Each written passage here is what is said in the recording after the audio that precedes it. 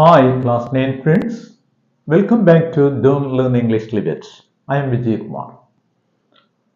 In the last session, we were walking through the story of a day written by Naguib Mahfouz. Do you remember where we stopped in the last class? Yes, you're absolutely right. We stopped at paragraph 14, and today we have to begin from paragraph 15. But before we begin, I would like to ask you a few simple questions.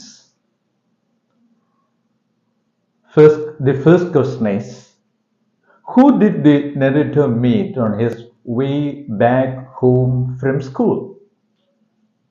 Did the narrator meet? Like the question is in the past tense, so your answer should be in the past tense. Yes, you're right. He met a middle-aged man. Aged, not aged. Aged എന്ന് പറയുന്ന aged എന്ന് പറയുന്ന pronunciation ഉണ്ട്, അതൊരു വേർബാണ്. അപ്പോൾ she aged visibly after the illness എന്ന് പറയുമ്പോൾ അവിടെ ഏജ്ഡ് ആണ്, it's A verb. But here it is an adjective, so you have to pronounce it middle aged. അല്ലേ? കറക്റ്റ് ആണോ നിങ്ങളുടെ ഉത്തരം? ഒരു മിഡിൽ ഏജ്ഡ് മാനെയാണ് അദ്ദേഹം കണ്ടത്, ആണല്ലോ. Then did the man give him a handshake? അതും past tenseലാണ് ഞാൻ ചോദിക്കുന്നത്. He gave him a very warm handshake. അല്ലേ? നല്ലൊരു ഹാൻഡ്ഷേക്ക് കൊടുത്തു. But the next question I am going to ask you is a bit confusing. Were they known to each other? ഇവർക്ക് പരസ്പരം അറിയാമോ? ഇതാണ് question. From the middle-aged man's perspective, yes, the answer is yes. അല്ലേ? Middle-aged മാൻ വന്നത് അറിയാമെന്ന് പറഞ്ഞാണല്ലോ. അപ്പൊ തീർച്ചയായിട്ടും അയാളുടെ പെർസ്പെക്റ്റീവിൽ, അയാളുടെ കാഴ്ചപ്പാടിൽ നോക്കുമ്പോൾ യെസ് ആണ് ഇതിന്റെ മറുപടി. പക്ഷേ നമ്മൾ നമ്മുടെ നെറേറ്ററിലേക്ക് വരുമ്പോൾ എന്താ പ്രശ്നം? When we come to the narrator, this meeting actually confuses him. അല്ലെ? അദ്ദേഹത്തെ കൺഫ്യൂസ് ചെയ്യുന്നുണ്ട്, എംബാരസസ് ഹിം. അല്ലെ? നമുക്ക് അദ്ദേഹത്തെ ആകെ കുഴക്കുന്നുണ്ട്. നമുക്ക് ഈ വ്യക്തികൾക്ക് നെറേറ്റർക്ക് ഐഡന്റിഫൈ ചെയ്യാൻ കഴിയുന്നില്ല. എന്താ കാര്യം? നോക്കൂ, narrator he is lost in A day dream, അല്ലെ? നോക്കൂ, അയാൾക്ക് ഈ ചുറ്റുപാടൊന്നും തൽക്കാലം മനസ്സിലാകുന്നില്ല ധാരാണെന്നും. അല്ലെ? ഡ്രീമിലാണ്, ഡേ ഡ്രീമിലാണ്. അല്ലെ? നോക്കൂ, ഒരു ഇല്യൂഷനിലാണ് അയാൾ, ഒരു ഭ്രമത്തിലാണ്. അല്ലെ? ഇപ്പോഴും അയാൾ വിശ്വസിക്കുന്ന ആരാ? എന്താ? He still believes that he is a school boy. അല്ലെ? സ്കൂൾ ബോയ് തിരിച്ചു വരികയാണ് സ്കൂളിൽ നിന്ന്. അല്ലെ? നോക്കൂ, പക്ഷെ ഇത് it gives him a shock. അല്ലെ? ഒരു ഷോക്ക് കൊടുക്കുന്നുണ്ട്. അല്ലെ? And gradually he is becoming aware of the changes that have taken place around him. മനസ്സിലായില്ലേ? അതുപോലെ തന്നെ അയാളുടെ ഏജ്, അല്ലെ? നോക്കൂ, ചുറ്റുപാട് വന്നിട്ടുള്ള മാറ്റങ്ങൾ. അല്ലെ? നോക്കൂ, ഇപ്പോൾ ഹാഫ് എ ഡേ കൊണ്ട് എന്തെല്ലാം ചേഞ്ചസ് വന്നിരിക്കുന്നു. ആദ്യം അദ്ദേഹം പെർപ്ലെക്സ്ഡ് ആകുന്നുവെങ്കിലും ക്രമേണ, അല്ലെ, വളരെ ഗ്രാജുവലായി അദ്ദേഹം അത് തിരിച്ചറിയുകയാണ്. ചുറ്റുപാട് നോക്കുന്നു, അല്ലെ, എന്തൊക്കെയാണ് സംഭവിച്ചിരിക്കുന്നത്. അല്ലെ? നോക്കൂ, സ്ട്രീറ്റ് ഒക്കെ ആകെ മാറിപ്പോയിരിക്കുന്നു. അല്ലെ? നോക്കൂ, എന്തെല്ലാം കാര്യങ്ങളാണ്, എന്തെല്ലാം ചേഞ്ചസ് ആണ് നടന്നിരിക്കുന്നത് എന്നതാണ്. മനസ്സിലായല്ലോ? അപ്പൊ ഇതാണ് ഇത് ഏറ്റവും പ്രധാനപ്പെട്ട ക്വസ്റ്റ്യൻ എന്ന് പറയുന്നത്. മനസ്സിലായോ? ഇനി അടുത്ത പാരഗ്രാഫിൽ ഇനി എന്തൊക്കെ കാര്യങ്ങളാണ് നടക്കുന്നത്? അപ്പൊ ഇത് ഈ പാഠത്തിലെ യഥാർത്ഥത്തിൽ ഏറ്റവും പ്രധാനപ്പെട്ട ഒരു ഭാഗമാണ് നമ്മളിപ്പോൾ ചർച്ച ചെയ്തത്. അല്ലെ? അപ്പൊ നമ്മുടെ നെറേറ്റർ എപ്പോഴും ഒരു സ്വപ്നത്തിന്റെ പിടിയിലാണ്. അല്ലെ? ഒരു ദിവാസ്വപ്നത്തിലാണ് യഥാർത്ഥത്തിൽ. അപ്പൊ ഇപ്പോഴും പുള്ളി വിചാരിച്ചിരിക്കുന്നത് എന്താ? അയാളൊരു സ്കൂൾ ബോയ് ആണ്. അപ്പോഴാണ് ഒരു മിഡിൽ ഏജ്ഡ് മാൻ പരിചയം ഉണ്ടെന്ന് പറഞ്ഞ് വന്ന്, അല്ലെ, ഹാൻഡ് ഷേക്ക് ഒക്കെ ചെയ്യുന്നത്. മനസ്സിലായാലോ? അത് അദ്ദേഹത്തെ വല്ലാതെ പെർപ്ലെക്സ് ചെയ്യുന്നുണ്ട്. അല്ലെ? അപ്പൊ ഒരു നല്ല ഷോക്ക് അദ്ദേഹത്തിന് കിട്ടുകയാണ്. എന്ത് പറ്റി? അല്ലെ? നമുക്ക് ഗ്രാജുവലി അദ്ദേഹം ഇവിടേക്ക് തിരിച്ചു വരികയാണ്. നോക്കൂ, ഈ പ്രസന്റ് സിറ്റുവേഷനിലേക്ക്, യാഥാർത്ഥ്യത്തിലേക്ക്, റിയാലിറ്റിയിലേക്ക്, അല്ലെ, അദ്ദേഹം തിരിച്ച് ഇല്യൂഷനിൽ നിന്ന് എന്തിലേക്ക് ഉണരുകയാണ്?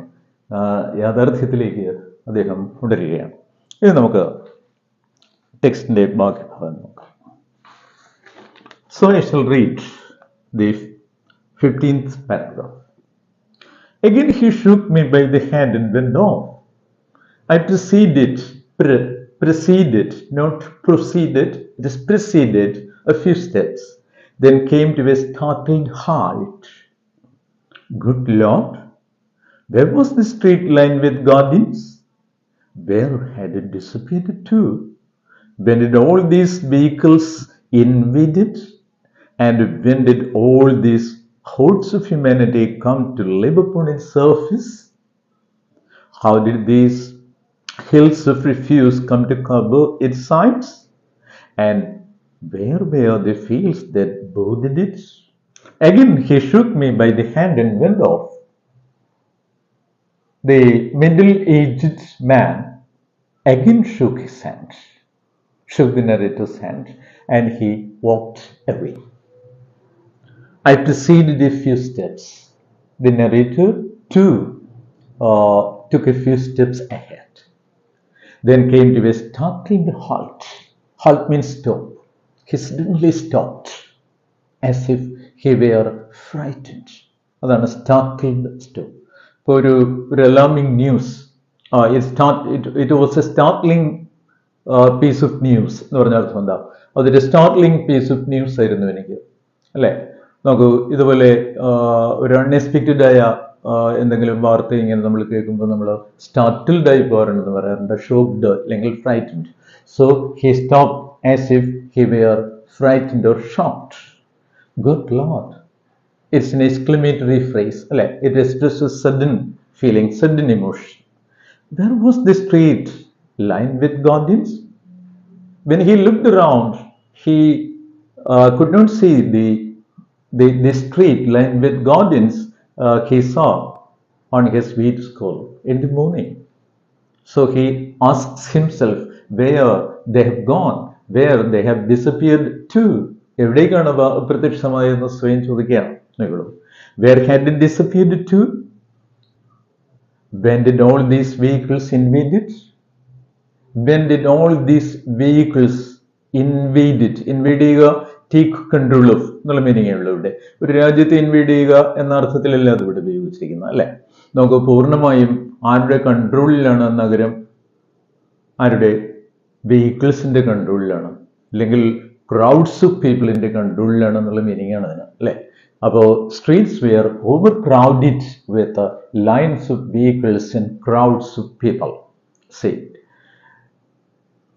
then invaded, and when did all these hordes of humanity, hordes of means crowds of humanity, come to live upon its surface, visible part of something ആണ്, അല്ലെ? Outer, visible outer part of something ആണ്. നമുക്കിവിടെ ഭൂമിയുടെ സർഫേസിൽ നിന്നും കൊടുക്കാം, ഈ സ്ട്രീറ്റിൽ നിന്നും കൊടുക്കാം. So the street was invaded by, totally taken control of by crowds of people and lines of vehicles. Then, when did all these hordes of humanity come to live upon its surface of the earth? Surface of the earth and core of the earth. Core of the earth means നമുക്ക് കാണാൻ കഴിയാത്തതാണ്, അകം അതിൻ്റെ ഉള്ളിലുള്ളതാണ്. Surface ഉപരിതലമാണ്. How did these hills of refuse come to cover its sides? He could not understand how these hills of refuse means garbage, trash, waste ആണ്, അല്ലെ? ഇത്രയും waste എങ്ങനെ ഈ നഗരത്തിന്റെ ഈ തെരുവിന്റെ ഓരങ്ങളിൽ വന്നിരുന്നു എന്നാണ് മനസ്സിലായല്ലോ. So he could not understand how these hills of or mountains of trash, waste have formed on the sides of the streets. ഈ സ്ട്രീറ്റിന്റെ സൈഡിൽ ഇത്രയും, അല്ലെ, ഇത്രയും മൗണ്ടൻസ്, ഹീപ്സ് എങ്ങനെയുണ്ടായി? Then how did these hills of refuse come to cover its sides? And where were the fields that bordered it? Border, border is a line that actually separates one thing from other or one country from other. അങ്ങനെയൊക്കെയുള്ള അർത്ഥത്തിലാണ് അത് ഉപയോഗിക്കുന്നത്. പക്ഷെ ഇവിടെ it means beside or next to, തൊട്ടടുത്ത്, അതിന്റെ border പോലെ കിടക്കുന്ന എന്നേ മീനിങ് ഉള്ളൂ. നോക്കൂ, how did these and where the fields that bordered it, it means street. അപ്പൊ ഈ സ്ട്രീറ്റിനെ ബോർഡർ ചെയ്തുകൊണ്ട് എന്ന് പറഞ്ഞാൽ അതിന്റെ എഡ്ജിൽ എന്തുണ്ടായിരുന്നു എന്നാണ് there were fields, വളരെ വിശാലമായ ഫീൽഡുകൾ ഉണ്ടായിരുന്നു. നോക്കൂ, എന്തൊക്കെ നിറഞ്ഞ ഡേറ്റ് പാംസും ഹെനയും ഒക്കെ നിറഞ്ഞ ഫീൽഡ്സിനെ പറ്റി നമുക്ക് ഓർമ്മയുണ്ടല്ലോ, അയാൾ അങ്ങോട്ട് പോയപ്പോൾ കണ്ടതാണ്. അതൊന്നും അവിടെ കാണാനില്ല. മനസ്സിലായോ? So he asked himself where the fields that Bodhidharma had gone. അതെങ്ങോട്ട് പോയി? അപ്പോൾ എന്തെല്ലാമാണ് ഇവിടെ ചർച്ച ചെയ്യപ്പെടുന്നത്? ഒന്ന്, നോക്കൂ, നഗരവൽക്കരണം, അർബനൈസേഷൻ ഉണ്ട് ഇവിടെ, അല്ലെ? രണ്ട്, നോക്കൂ, പൊല്യൂഷൻ ഉണ്ട്, അല്ലെ? The growing threat of pollution ഉണ്ട്. അതുപോലെ തന്നെ നോക്കൂ, പോപ്പുലേഷൻ എക്സ്പ്ലോഷൻ ആണ് നമ്മൾ നേരിടുന്ന മറ്റൊരു ത്രെറ്റാണ്, മറ്റൊരു വലിയ ഭീഷണിയാണ്. ഇതെല്ലാം ഇവിടെ വളരെ മനോഹരമായി സൂചിപ്പിച്ചിട്ടുണ്ട്, സജസ്റ്റ് ചെയ്യപ്പെട്ടിട്ടുണ്ട്. അപ്പൊ ഇതെല്ലാം നോക്കൂ, അതിന്റെ ലിറ്ററൽ മീനിങ്ങിന് അപ്പുറം ഒരു സിംബോളിക് സെൻസ് ഇവയ്ക്കെല്ലാം ഉണ്ടെന്ന് ഇവിടെ കരുതും. So let's go to the next paragraph. High buildings had taken over, the street surged with children and disturbing noises shook the air. Then there was a band announcing the opening of a circus with clowns and weightlifters walking in front. A line of trucks carrying central security troops crawled majestically by. See, high buildings had taken over. നേരത്തെ കണ്ടതാണ് taken over.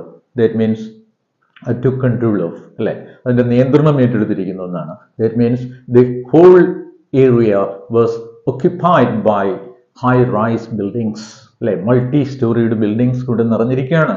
നോക്കൂ, the street surged with children. You see the street surged with children, crowds of children are actually moving ahead with a great speed, with a great force and speed, like waves. തിര പോലെ. ദൂരം നോക്കിയാൽ നമുക്ക് അങ്ങനെ തോന്നും, തിരയടിക്കുന്നു. Surge എപ്പോഴും തിരയുമായി ബന്ധപ്പെട്ട ഒരർത്ഥം ഇതിനുണ്ട്, തിരയടിക്കുന്നത് പോലെ. ഇപ്പൊ മനസ്സിൽ ചില ഫീലിംഗ് സർജ് ചെയ്തു, മീൻസ് മനസ്സിൽ അത് വേവ് ചെയ്തു, തിരയടിച്ചു എന്നുള്ള മീനിങ്ങില്ല. അതുപോലെ ഇവിടെ സ്ട്രീറ്റ്സ് എല്ലാം തന്നെ നോക്കൂ, എന്താ പറയാ, കുട്ടികളുടെ കൂട്ടം, വലിയ കൂട്ടങ്ങളാണ്. അതിങ്ങനെ സ്പീഡിൽ, വളരെ വേഗത്തിൽ മുന്നോട്ട് നീങ്ങുകയാണ്. അതാണ് സർജ്ഡ് എന്നുള്ള വാക്കിന്റെ അർത്ഥം. With children and disturbing noises shook the air, അന്തരീക്ഷത്തെ വിറപ്പിച്ചു എന്നാണ്. അപ്പോൾ ഡിസ്റ്റർബിങ് ആയിട്ടുള്ള നോയ്സ് ആണ്. നോയ്സ് പൊല്യൂഷൻ അടുത്തൊരു വലിയ പ്രോബ്ലമാണ്, അല്ലെ? നോക്കൂ, then there was a band announcing the opening of a circus. A band of musicians ആണ്, ഒരു ഗ്രൂപ്പ് ഓഫ് മ്യൂസിഷ്യൻസ് ആണ്. നോക്കൂ, അവരൊരു റോഡിലൂടെ ഒരു ചെറിയ പേജിംഗ് എന്ന് പറയാം, അല്ലെ, നടത്തിക്കൊണ്ടിരിക്കുകയാണ്. നോക്കൂ, എന്തിനു വേണ്ടിയിട്ടാണ്? Announcing the opening of A circus. ഒരു സർക്കസിന്റെ അനൗൺസ്മെന്റ് ആണ്, അത് ഓപ്പൺ ചെയ്യുന്ന കാര്യത്തെ പറ്റി പറഞ്ഞുകൊണ്ടാണ്. ആരൊക്കെ ഉണ്ട് ഇവിടെ? ക്ലൗൺസ് ഉണ്ട്, അല്ലെ? ക്ലൗൺസ് എന്ന് പറഞ്ഞാൽ അറിയാലോ, സർക്കസ് ഒക്കെ കണ്ടിട്ടുണ്ടെങ്കിൽ കോമിക് പെർഫോമേഴ്സ് ആണ് ക്ലൗൺസ്. ഒരു പ്രത്യേകതരം തൊപ്പിയൊക്കെ അവർ വെച്ചിരിക്കും, അല്ലെ? അതുപോലെ തന്നെ പ്രത്യേകതരം വസ്ത്രം ധരിച്ചിരിക്കും. അവര് തമാശകളൊക്കെ കാണിച്ചും പറഞ്ഞും ആളുകളെ ചിരിപ്പിക്കുന്നുണ്ട്. അവരെയാണ് കോമിക് പെർഫോമേഴ്സ് എന്ന് വേണമെങ്കിൽ നമുക്ക് ചുരുക്കി പറയാം. അവരാണ് ക്ലൗഡ്സ്. ആൻഡ് വെയിറ്റ് ലിഫ്റ്റേഴ്സ്, സാധാരണ സർക്കസുകളിലേക്കുള്ളവരാണ് വെയിറ്റ് ലിഫ്റ്റേഴ്സ്, അല്ലെ? അത്ഭുതകരമായിട്ടുള്ള തരത്തില് പ്രകടനം നടത്തുന്ന വെയിറ്റ് ലിഫ്റ്റേഴ്സ് ആണ്. അവരുണ്ട്. അവരെല്ലാം നയിക്കുന്ന ഒരു വലിയ വിളംബര ജാഥയാണ് ഈ പോകുന്നത്. A line of trucks carrying central security troops crawled majestically by. അടുത്തത് എന്താണ്? A line of trucks, പട്ടാള വണ്ടികളാണ് യഥാർത്ഥത്തിൽ. മിലിറ്ററി ട്രക്സ് ആണ്. എങ്ങനെയാണ് പോകുന്നത്? ക്യാരിയിങ് സെൻട്രൽ സെക്യൂരിറ്റി ട്രൂപ്സ് ആണ്, ഗവൺമെന്റ് ട്രൂപ്സ് ആണ്, പട്ടാളക്കാരാണ്, ഗവൺമെന്റ് പട്ടാളക്കാരാണ്, സെക്യൂരിറ്റി ട്രൂപ്സ് ആണ്. ക്രോൾഡ് മീൻസ് ക്രോൾ ചെയ്ത് പോകുക എന്ന് പറഞ്ഞ അർത്ഥം എന്താണ്? ഇഴഞ്ഞു പോവുക എന്ന് പറഞ്ഞാൽ വളരെ വേഗത കുറച്ച, അല്ലെ, മുന്നോട്ട് പോവുകയാണ്. Crawled majestically by. Majestically meaning എന്താണ്? റോയലി, വിത്ത് ഡിഗ്നിറ്റി, അല്ലെ, എന്നുള്ള അർത്ഥത്തിൽ എടുക്കാം നമുക്ക്, അല്ലെ? അപ്പോ a line of trucks carrying central security troops crawled majestically, moved very slowly. Crawled majestically means with dignity. എന്തൊരു ഡിഗ്നിറ്റിയോടുകൂടി ആ പട്ടാള വണ്ടികൾ ഇങ്ങനെ പോകുന്നത് നിരനിരയായി. ഇതൊക്കെയാണ് കാഴ്ചകൾ. ഇതൊന്നും അങ്ങോട്ട് പോയപ്പോൾ ഉണ്ടായിരുന്നില്ല എന്നുള്ളതാണ്. എന്താണ് കാരണം? The narrator is actually still lost in his day dream.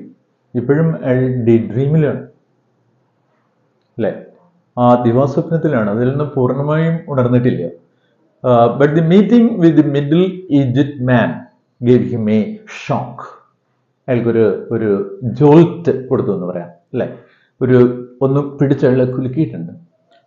So he is gradually awakening from his daydream, and he is looking around and seeing things.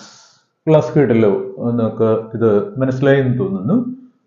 If you enjoyed it, don't forget to like, subscribe, share and comment. See you.